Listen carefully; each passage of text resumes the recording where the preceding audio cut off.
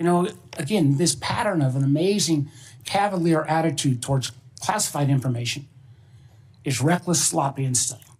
U.S. Senator Mark Warner and his fellow Democrats slammed President Donald Trump's National Intelligence Director Tulsi Gabbard and his CIA Director John Ratcliffe on Tuesday, after a journalist from The Atlantic was inadvertently included in a secret group chat where highly sensitive war plans were disclosed.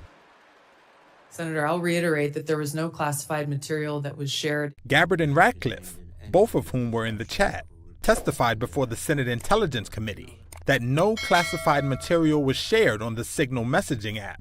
But Democrats on the panel, including Senator Michael Bennet, voiced skepticism about that claim. This sloppiness, this incompetence, this disrespect for our intelligence agencies and the personnel who work for them is entirely unacceptable. It's an embarrassment.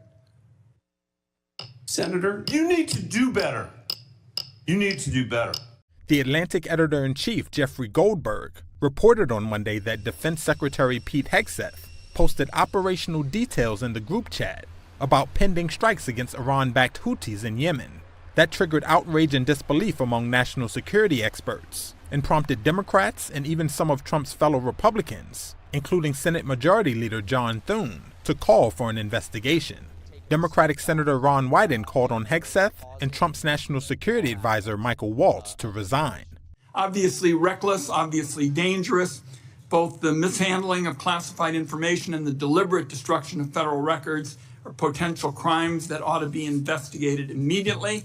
And I want to make clear that I'm of the view that there ought to be resignation, starting with the National Security Advisor and the Secretary of Defense. Later, in a meeting at the White House, Trump defended Waltz, who had mistakenly added the journalist to the Signal discussion. He's a very good man, and he will continue to do a good job. Waltz, who was at the same meeting, said an investigation was underway into how Goldberg was invited to join the group chat. We are looking into and reviewing how the heck he got into this room. Trump also said there was no classified information disclosed in the group chat. It wasn't classified information. But he didn't elaborate further. Mr. President, who told you that information was not classified? Another question? Which of your...